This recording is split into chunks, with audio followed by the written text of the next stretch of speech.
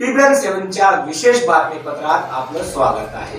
मी मोहसिन अहमद खान. आज आपल्या सोबत दिल्ली येथील जकात फाउंडेशन ऑफ इंडियाचे असिस्टंट डायरेक्टर वसीम सागर साहेब सोबत आहेत. ते विविध क्षेत्रामध्ये काम करतात. यांची संघटना दिल्लीमध्ये काम करत असताना आता महाराष्ट्रात सक्रिय झाली आहे. जकातच्या माध्यमातून गरीब लोकांना मदत करणे तसेच देशभरातील प्रभाग रचने संबंधी आक्षेप, दावे, नोंदी व हरकती दाखल करणे याच्यासह मुस्लिम किंवा अल्पसंख्याक समाजातील मुलांच्या शिक्षणासाठी मदत करणे अशी कामे या संघटनेतर्फे केली जातात. वसीम सागर साहेब हिंदी भाषिक आहेत, तर आपण त्यांच्याशी बोलूया हिंदीमध्ये. आजचा हा इंटरव्ह्यू विशेष राहणार आहे. याच्यामध्ये आपण हिंदी, मराठी आणि काही अरबिक वर्ड सुद्धा वापरणार आहोत. तर चला आपण बोलूया वसीम सागर साहेब यांच्याशी. वसीम सागर साहब, आपका TVN7 के स्टूडियो में आपका इस्तेमाल करते हैं. तो सबसे पहले ये बताइए कि आपका जो जकात फाउंडेशन ऑफ इंडिया है, इसके क्या वर्क से क्या क्या काम चलता है इसके तहत? जकात फाउंडेशन इंडिया के चेयरमैन हैं हमारे डॉक्टर सैयद जफर महमूद साहब. ये संचालक समिति में उलझे रह चुके हैं. हमारे यहाँ पर UPSC की तैयारी की जाती है और दूसरा काम जो है प्रभाग रचना. और प्रभाग रचना के ऊपर जो हमारा मुस्तकिल एक फैकल्टी काम कर रही है. हम उन शहरों में जाते हैं जहाँ भी चुनाव होते हैं, वहाँ जो है ऑब्जेक्शन दाखिल करते हैं. जो राज्य निर्वाचन आयोग के मार्गदर्शन क्रमांकों के अंदर जो उल्लंघन करते हैं उसके ऊपर हम जाके लोगों को बेदार करते हैं और वहाँ पर देखते हैं कि कौन से वार्डों को उन्होंने हाईवे क्रॉस किया है, कौन से वार्ड में 10% से आबादी ज़्यादा ली है और किन वार्डों को उन्होंने SC के वार्ड क्लस्टरों को तोड़ा है, जो नियमों का उल्लंघन करते हैं, एक्ट का उल्लंघन करते हैं, तो महानगर पालिका अधिनियम का उल्लंघन करते हैं. उसके बाद में हम हरकतें दाखिल करते हैं और फिर वहाँ से हमको जो है सुनवाने के लिए पत्र आता है. फिर जाके वहाँ बताते हैं उनको और उसके बाद भी अगर हमारी बात को नहीं मानते हैं तो हम न्यायालय जाते हैं. क्या नुकसान होता है प्रभाग रचना में तोड़ मरोड़ करने से? कौन से समुदाय का क्या नुकसान होता है? प्रभाग रचना में जो भी तोड़ मरोड़ करते हैं तो वो स्थानीय समुदाय, उसमें कोई भी समुदाय प्रभावित होता है.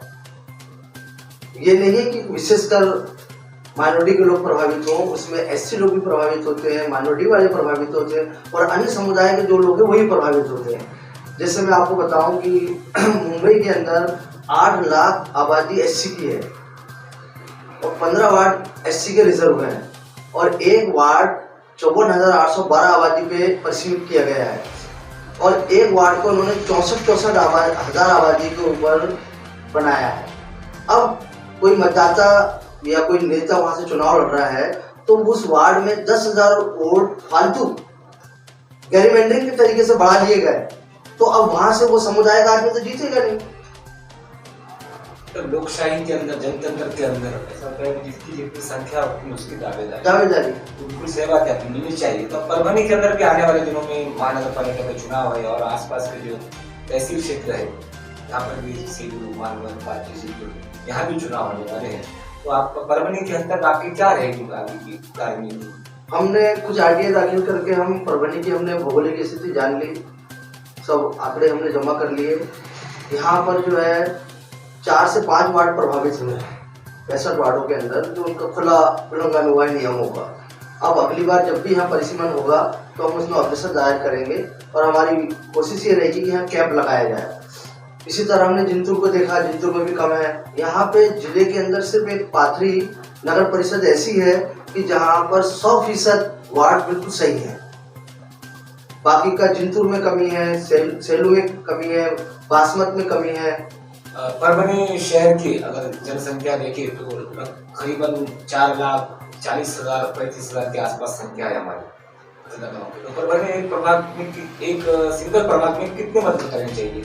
नहीं, परभनी के अंदर 3 लाख कुछ आबादी है और 26,721 से 22 के ऊपर एक वार्ड परिसीमित होगा. 10% आबादी को जो है वो ज्यादा कम कर सकते हैं, यानी 5100 आबादी के ऊपर एक वार्ड बनना चाहिए. और उस वार्ड के अंदर जहाँ 10% आबादी को ज्यादा लिया गया है तो वहाँ पर बाकायदा इनको इंतजार करना पड़ेगा कि यहाँ आगे रेलवे लाइन थी या हाईवे आ गया था, तो जो आबादी 10% की इसलिए उसमें बढ़ाई गई है। और 10% आबादी जब वो कम करेंगे तो उनको ये बताना पड़ेगा कि यहाँ पर खेत आ गए या कोई आबादी नहीं है, इसलिए इसको 10% आबादी का वार्ड है, इसको कम परिसीमित किया गया है। परभणी शहर के प्रभाग क्रमांक 16 यहाँ पर रेलवे पटरी को क्रॉस किया जाता है।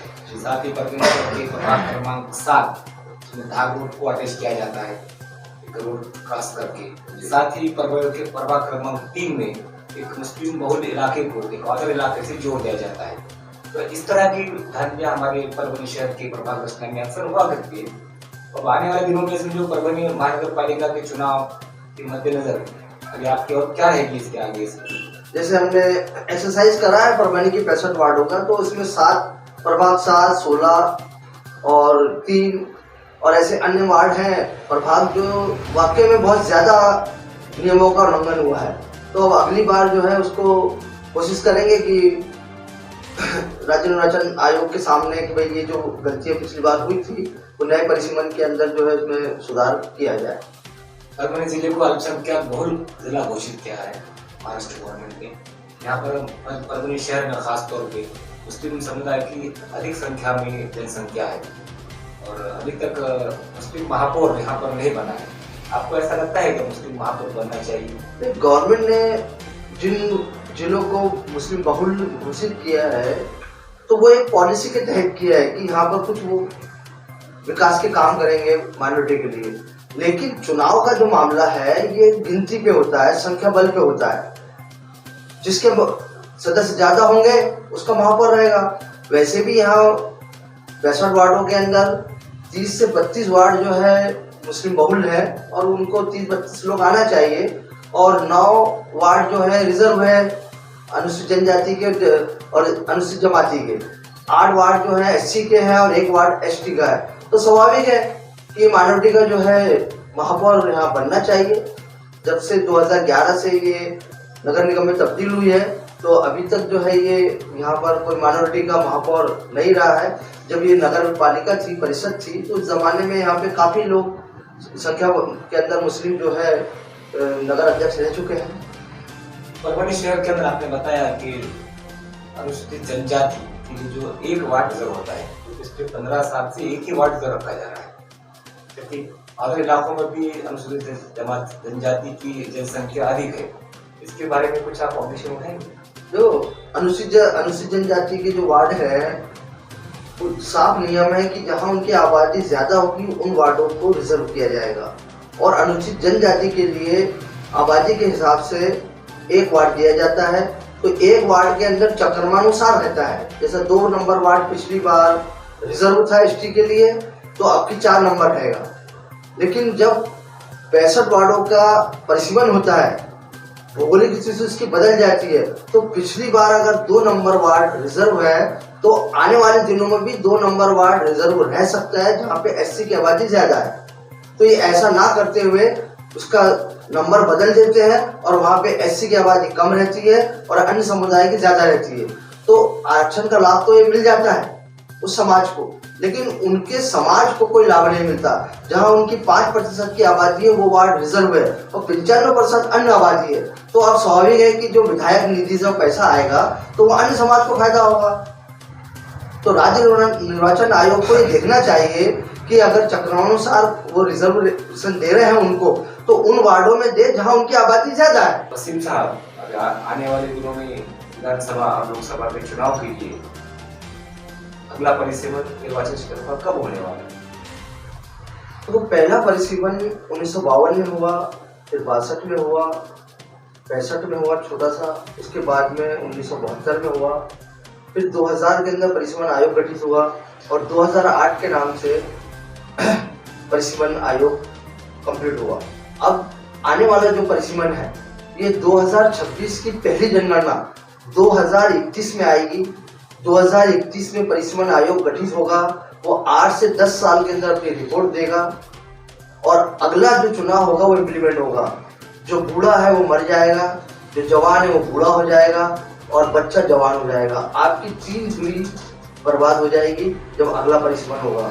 और उसके अंदर 543 सदस्य लोकसभा के 900 होने के अमकान है और आपकी 289 जो विधानसभा है ये 500 हो जाएगी महाराष्ट्र की। अनंत राजकीय पक्ष आहेत, पक्ष काम करतात, आरोप प्रत्यारोपी होत राहते, परंतु मूलभूत काम आहे की मतदातांना किंवा लोकशाहीमध्ये राहणाऱ्या नागरिकांना त्यांचे मूलभूत अधिकार म्हणजे त्यांचे अधिकार हक्क मिळवणे हे काम मूलभूत आहे।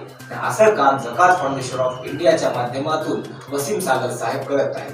त्याचा कोणत्याही राजकीय पक्षाची काहीही संबंध नाही, तरी सुद्धा आपल्या संविधानाचा मूळ गाभा जिवंत राहावा, लोकांना त्यांचे अधिकार मिळावे म्हणून हे त्यांचे राष्ट्रीय स्तरावरचं काम खरंच उल्लेखनीय आहे। बहुत बहुत शुक्रिया वसीम साहब, आप हमारे पास आए, हमसे बात की। इसके साथ ही त्यासोबतच आजचं हे विशेष बातमीपत्र इथं संपलं। पुन्हा भेटूया नवीन विषयासह, तोपर्यंत जय हिंद, जय महाराष्ट्र।